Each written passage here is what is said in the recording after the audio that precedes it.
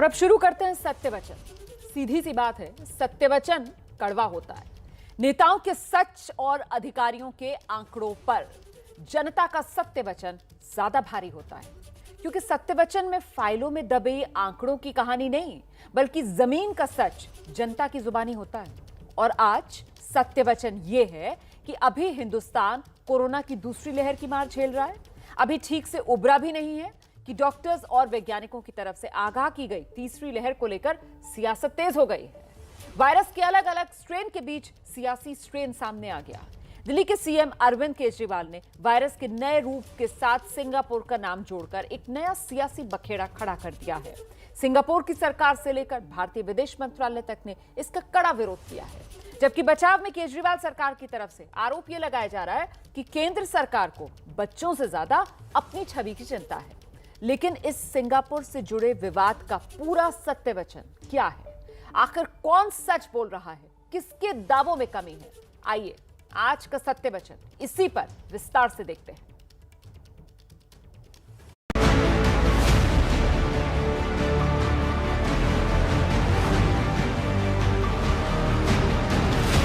केजरीवाल जी को तो बच्चों की चिंता है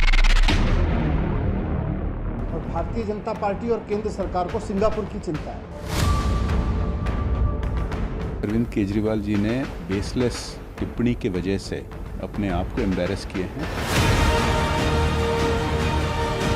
कोरोना के बहुत सारे वेरिएंट्स हैं और आपका ये कहना है कि सिंगापुर में कोई वेरिएंट नहीं है, तो सिंगापुर में तो इसका केस भी होना चाहिए, केस तो नहीं। एक संवैधानिक पद पे बैठे हुए मुख्यमंत्री कांग्रेस को पीछे छोड़ते हुए अपनी एक भ्रम और अराजकता की टूलकिट पेश कर देते हैं। जब हिंदुस्तान एक खतरनाक वायरस से जिंदगी और मौत की जंग लड़ रहा है,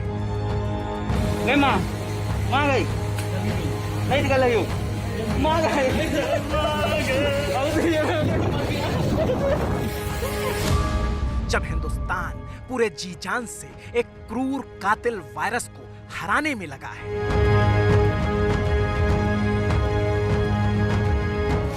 जब लगा है हिंदुस्तान मौत को मात देने में, जिंदगी का साथ देने में, ठीक उसी वक्त राजनीति के वायरस का नया स्ट्रेन बड़ी ही तेजी से फिजाओं में घुलने लग गया। सियासत का नशा नसों में उतरने लग गया। उनको दिल्ली के देश के बच्चों की चिंता नहीं है, उनको सिंगापुर की चिंता हो रही है। बच्चों की वैक्सीन नहीं लाएंगे, सिंगापुर की चिंता करेंगे। जो आपको मदद करते हैं आप उनको गाली देते हो और फिर भी बेसलेस गाली। ये इस तरह का पॉलिटिक्स सही नहीं है। क्योंकि दिल्ली के सीएम केजरीवाल ने यह ट्वीट कर विवाद खड़ा कर दिया, क्योंकि ट्वीट उन्होंने कुछ ऐसा लिखा कि देश से लेकर विदेश तक विवाद की लहरें कुलांचे मारने लग गई। लिखा यही कि सिंगापुर से आया कोरोना का नया रूप बच्चों के लिए बेहद खतरनाक बताया जा रहा है। भारत में ये तीसरी लहर के रूप में आ सकता है। केंद्र सरकार से मेरी अपील है कि सिंगापुर के साथ हवाई सेवाएं तत्काल प्रभाव से रद्द हो। और बच्चे अब अनाथ हो गए हैं। ऐसे में हर बच्चे को 2,500 रुपये महीना दिया जाएगा 25 साल की उम्र तक, और उन बच्चों की शिक्षा फ्री की जाएगी, उन बच्चों को मुफ्त शिक्षा दिलवाई जाएगी। बच्चों को बचाने और उनके बारे में सोचने की मंशा सीएम केजरीवाल की बिल्कुल सही है, लेकिन इस ट्वीट में ऐसी तथ्यात्मक गलतियां हो गई जिसने देश विदेश में फजीहत करवा दी। क्योंकि वायरस का नाम सिंगापुर से जोड़ने पर सिंगापुर सरकार ने तत्काल प्रभाव से ऐतराज जता दिया और बीजेपी ने इसे मुखरता से उठा दिया। ऐसे बेसलेस कमेंट्स करना नहीं चाहिए, लेकिन ये इनका एक पैटर्न बन गया है कि दिल्ली में काम तो नहीं करते हैं, केवल दूसरों पर आरोप लगाते हैं। पिछले 1 साल में दिल्ली में ना कोई आईसीयू बना, ना कोविड के लिए हॉस्पिटल बेड जुड़ा, और जब यहाँ ऑक्सीजन की क्राइसिस हुआ पिछले महीने में, सिंगापुर ही ऐसा एक देश था जो कि वो हमारे मित्र देश हैं। हमला सीधा और तीखा था और निशाने पर दिल्ली के सीएम केजरीवाल थे, क्योंकि केजरीवाल ने लिखा यही कि सिंगापुर में मिले वायरस से भारत में तीसरी लहर आ सकती है, जबकि ये बात तथ्यों के हिसाब से गलत निकली। क्योंकि इस ट्वीट के बाद जिस आर्टिकल को केजरीवाल ने ट्वीट किया उसी ने सारा सत्य वचन बता दिया।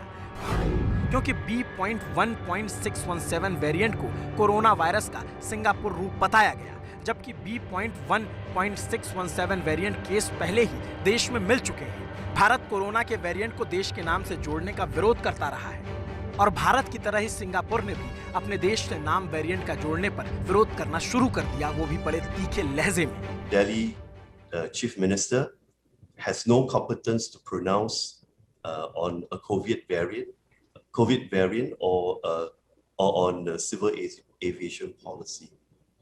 Not long after that, we are very heartened. जो उनकी माइग्रेंट लेबर वाला एरिया है, जहां पर जो अप्रवासी जो बाहर से लोग वर्कर्स आए हुए हैं वो रहते हैं, मेनली उन एरिया से उनके नए केसेस रिपोर्ट हो रहे थे। लेकिन अभी पिछले चंद दिनों में उनके स्कूल्स में 37-38 केसेस उनकी लोकल पॉपुलेशन में बच्चों में आए हैं और उस पर हमारे माननीय मुख्यमंत्री जी ने ट्वीट किया था कि शायद ये कोई सिंगापुर का नया स्ट्रेन है जो बच्चों को स्पेसिफिकली इफेक्ट कर रहा है और उससे हमें सचेत रहने की जरूरत है। जिसके रिस्पांस में कल सिंगापुर एम्बेसी ने रिस्पॉन्ड किया कि ये कोई नया स्ट्रेन नहीं है, ये B.1.617 स्ट्रेन है, ये वही स्ट्रेन है जो भारत में मौजूद है और शायद भारत से ही वहां गया है और इसमें कोई नए स्ट्रेन की बात नहीं है। और कोरोना का जो वेरिएंट पहले से ही भारत में मिल चुका है, उसको सिंगापुर से जब जोड़ा गया तो फिर विरोध के तौर पर सिंगापुर सरकार ने भी भारत के उच्चायुक्त को तलब कर लिया। केजरीवाल के बयान पर ऐतराज जताया और फिर क्या था, कूटनीतिक मोर्चे पर केंद्र सरकार के कान खड़े हो गए, क्योंकि विवादों में उस सिंगापुर को घेरा गया जो लगातार हिंदुस्तान की मदद कर रहा था, जो संकट की घड़ी में हिंदुस्तान को ऑक्सीजन सप्लाई कर चुका था। तो फिर फौरन विदेश मंत्री एस जयशंकर ने ट्वीट किया, भारत और सिंगापुर कोरोना के खिलाफ लड़ाई में साझेदार हैं। मैं ये साफ करना चाहता हूं कि दिल्ली के मुख्यमंत्री भारत की तरफ से बोलने के लिए अधिकृत नहीं है। और यहीं से साफ हो गया कि सीएम केजरीवाल का बयान उन्हें बैकफायर कर गया। फिर क्या, डैमेज कंट्रोल की कोशिशें होने लगी। इस बार डिप्टी सीएम सिसोदिया ने मोर्चा संभाला। मुद्दा हमारे बच्चे हैं। आप सिंगापुर को मुद्दा बनाना चाहते हैं, हम बच्चों की चिंता कर रहे हैं। आप सिंगापुर पर राजनीति करना चाहते हैं, हम चाहते हैं हाथ जोड़ के हमारे बच्चों को बचाइए।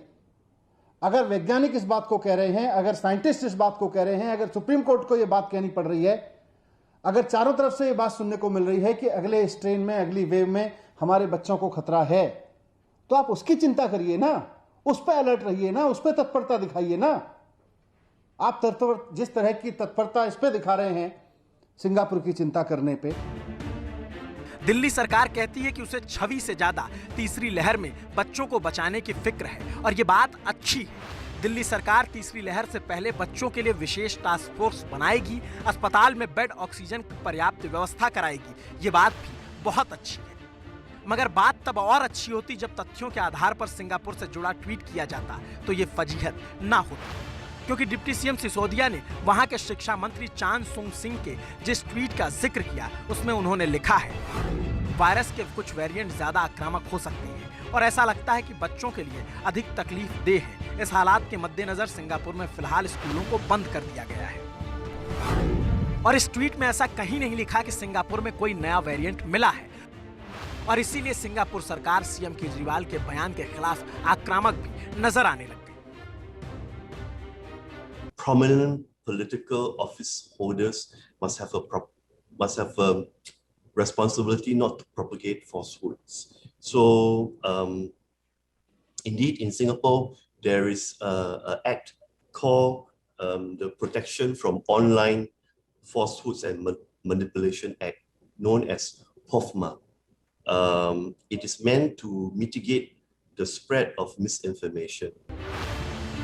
मतलब सिंगापुर इस हद तक नाराज हो गया कि वो कानून के इस्तेमाल तक की बात करने लगा। और सीएम केजरीवाल के बयान में जो दूसरी गलती थी वो ये कि उन्होंने सिंगापुर से आने वाली फ्लाइट बंद करने को कहा था, मगर ये बात गलत नहीं, क्योंकि इस पर उड्डयन मंत्री हरदीप पुरी ने साफ करते हुए ट्वीट किया, केजरीवाल जी, मार्च 2020 से ये अंतर्राष्ट्रीय उड़ानें बंद हैं। सिंगापुर के साथ एयर बबल भी नहीं है। बस कुछ वंदे भारत उड़ानों से हम वहां फंसे भारतीय लोगों को वापस लाते हैं। ये हमारे ही अपने लोग हैं। फिर भी स्थिति पर हमारी नजर है, सभी सावधानियां बरती जा रही हैं। और ये सच भी है कि 23 मार्च से अंतर्राष्ट्रीय उड़ानें बंद कर दी गई और ऊपर से सत्य वचन ये कि जिस वेरिएंट को सीएम केजरीवाल ने सिंगापुर का बताया उसके मामले हिंदुस्तान में पहले ही मिल चुके हैं, तो फिर बीजेपी को हमला करने का पर्याप्त सियासी गोला बारूद बड़ी आसानी से मिल गया। कि अरविंद केजरीवाल जी और उनकी पार्टी पीपीपी मॉडल फॉलो कर रही है। ये पीपीपी है, पब्लिसिटी, पेटी पॉलिटिक्स एंड पैनिक। इतना हाहाकार मचा दो कि दिल्ली सरकार से और अरविंद केजरीवाल से कोई प्रश्न ही ना करे। ऐसे क्षेत्र में भी हस्तक्षेप करो जिससे भारत को क्षति हो, जिससे राजनीतिक तौर पे अरविंद केजरीवाल जी अपनी रोटियां सेक सकें। देश को बदनाम करने का आरोप लगा, छवि खराब करने का दावा किया और यहीं से सियासी वायरस के स्ट्रेन ने वार पलटवार करना शुरू कर दिया। आज आप किसी भी पेरेंट्स से बात कर लीजिए, देश के पेरेंट्स से बात कर लीजिए, आप किसी भी आदमी से बात कर लीजिए, उससे पूछिए कि उसको सिंगापुर के साथ इमेज की चिंता है या अपने बच्चों की चिंता है। सारे माँ बाप कहेंगे कि हमें अपने बच्चों की चिंता है। बच्चों की फिक्र है और होनी भी चाहिए। तीसरी लहर की आशंका है और तैयारी होनी ही चाहिए, मगर इस तरह की किसी भी राजनीति को देश के हुक्मरानों को करने से बचना चाहिए जिससे अंतर्राष्ट्रीय मंचों पर भारत की किरकिरी हो, क्योंकि मामला जब दूसरे देश से जुड़ा हो और तथ्य गलत निकल जाए तो फिर फजीहत का फलसफा भी आपको अपने हिस्से में लेना ही पड़ेगा। और असल सत्य वचन ये है कि वायरस के अलग अलग स्ट्रेन पर सियासत का स्ट्रेन भारी है। वैज्ञानिकों से लेकर बड़े बड़े डॉक्टर्स तक तीसरी लहर की चेतावनी तो दे चुके हैं। जिस तरह से लोग तड़प तड़प कर मरे, जिस तरीके से मौत के बाद हजारों लोगों को अंतिम संस्कार तक नसीब नहीं हो सका, उससे कम ये तो बता ही दिया है कि सरकार दूसरी लहर के लिए बिल्कुल तैयार नहीं थी और ना ही कोई तैयारी की गई थी। इसी की वजह से देश को बहुत बड़ी कीमत चुकानी पड़ी है। और अब जब तीसरी लहर में बच्चों के सबसे ज्यादा प्रभावित होने की आशंका है, तब जरूरत है कि बच्चों को ध्यान में रखकर नीतियां बनाई जाएं, बच्चों को बड़ी संख्या में वैक्सीन लगाई जाए। कोवैक्सीन बच्चों के टीके का ट्रायल कर रही है। इस साल के अंत तक बच्चों के टीका आने की उम्मीद है, लेकिन इससे पहले दुनिया में बच्चों के लिए टीका आ चुका है, उसे भारत में इजाजत क्यों नहीं, यह भी अपने आप में बड़ा सवाल है। और उससे पहले छोटे बच्चों के लिए अस्पतालों में विशेष व्यवस्था भी करनी होगी। इसका सत्य वचन भी आपको समझना चाहिए।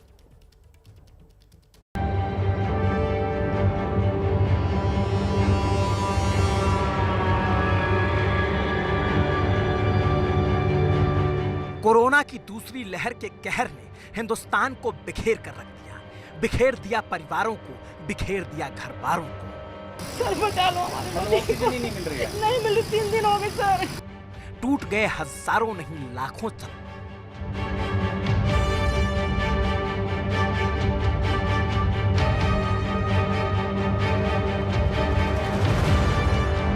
टूट गए हजारों नहीं लाखों सपने, चले गए हजारों परिवारों के अपने।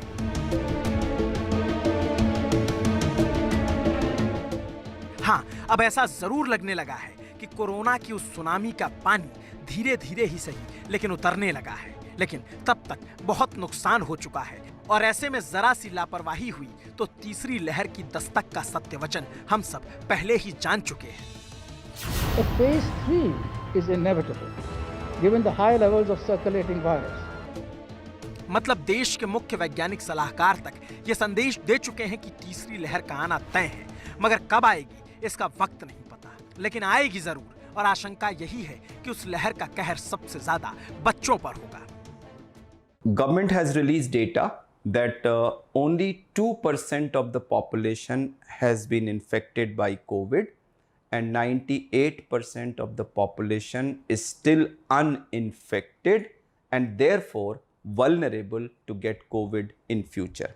This is a very, very important piece of information which has a clear message that this 98% of the population needs to be protected from getting COVID in future. And how do we do that? There is only one method available today, and that is vaccination. अब कल्पना कीजिए, जब मात्र 2% लोग संक्रमित हुए तो इतनी हाय तौबा मच गई। तीसरी लहर के निशाने पर जब 98% की बहुत बड़ी आबादी होगी तो क्या होगा? छोटे बच्चों का क्या होगा? क्योंकि उम्र में बड़े लोगों को आईसीयू या अस्पताल में संभालना फिर भी आसान है, बच्चों को कैसे संभालेंगे? और सत्य वचन तो यह है कि देश में 16.5 करोड़ बच्चे 12 साल से कम उम्र के हैं। अगर उनमें 20% भी संक्रमित हुए और 5% को आईसीयू की जरूरत पड़ी तो देश को तीसरी लहर के लिए 1,65,000 बच्चों के आईसीयू बेड तैयार करने होंगे। अभी देश में कुल 90,000 और बच्चों के लिए सिर्फ 2,000 आईसीयू बेड है। यानी अगर बच्चों में संक्रमण फैला तो उसके लिए बहुत बड़ी तैयारी की अभी से जरूरत है कि अभी से अस्पतालों को तैयार किया जाए। और सबसे बड़ी जरूरत ये, जिसकी सलाह बड़े बड़े डॉक्टर दे रहे हैं, वो ये कि सबसे पहले मां को वैक्सीन लगाई जाए। हर मां को वैक्सीनेट होना जरूरी है। और बच्चों के लिए इस तरह की मांग विपक्ष के नेता राहुल गांधी भी ट्वीट करके कर चुके हैं और मां को वैक्सीन लगाने की भी मांग उठ चुकी है। और इसीलिए ये जरूरी है, क्योंकि अगर मां वैक्सीन के सुरक्षा कवच से मजबूत रहेगी तो बच्चे को बचाना आसान रहेगा। सत्य वचन ये है कि सरकार को अभी से इस पर जी जान से जुट जाना चाहिए। मां को वैक्सीन लगाई जाए और बच्चों के लिए अभी से अस्पताल तैयार किए जाएं, आईसीयू बेड तैयार किए जाएं। तो आज का सत्य वचन यही है कि एक्सपर्ट्स कह रहे हैं तीसरी लहर आएगी, बच्चों के लिए बड़ा खतरा बनकर आएगी। फिलहाल बच्चों को उससे बचाने की सरकारों की कोई जमीन पर तैयारी तो नजर नहीं आ रही है।